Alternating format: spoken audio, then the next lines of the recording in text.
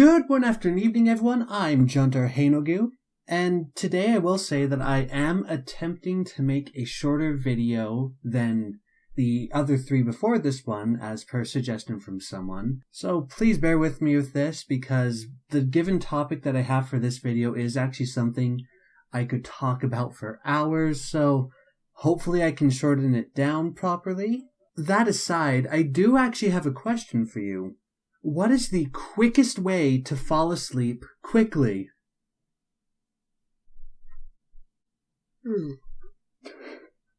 I can't believe that asking that makes me want to yawn. I don't know why, but maybe it's because, again, it's something I could talk about a lot.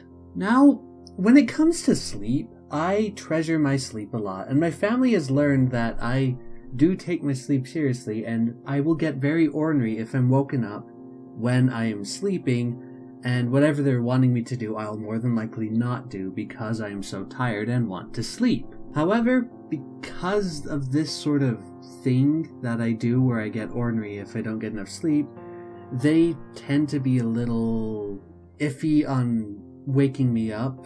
Like, let's say they needed to put something in my room, or they needed to let me know of something, they would try and do it as quietly as possible.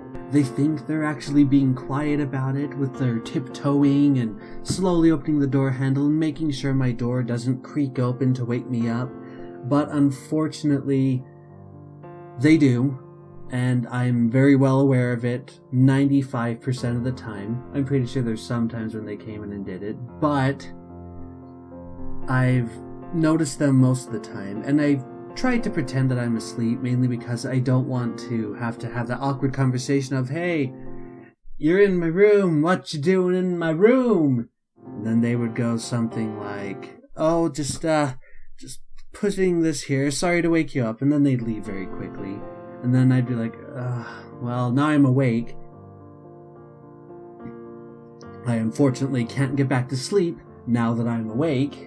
The thing about it that is kind of strange, though, is that they are actually quiet. They're not too loud in any way. They are legitimately being very sneaky.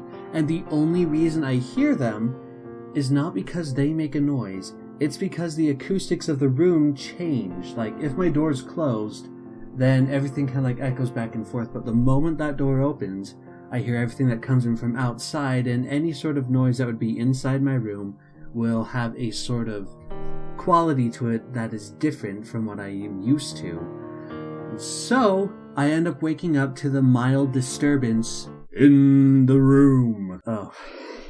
I was so close to making a joke there, but I guess I failed. This is a problem that I think a lot of people share with me if they are a light sleeper. For some reason, your mind decides, oh no, there is a noise, wake yourself up. You're in danger. Danger. It's probably just that house settling, or maybe a cat running around at night, which both of those have happened. Both of those have woken me up in the morning.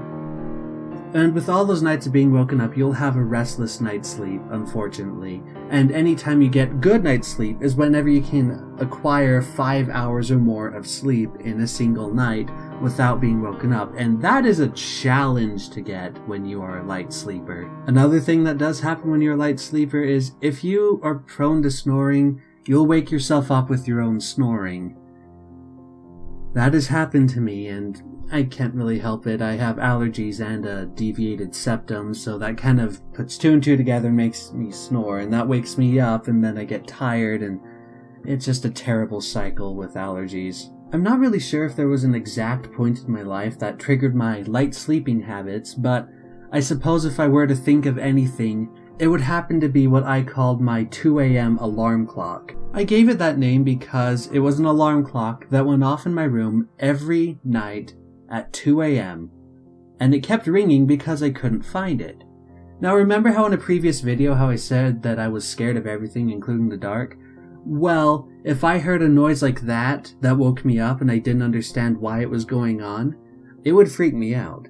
I had no idea what this alarm clock was, but it would ring every night at 2 in the morning, and it would wake me up. And because of that happening constantly for over a year, I possibly got the light sleeping thing from that, but I'm really not sure.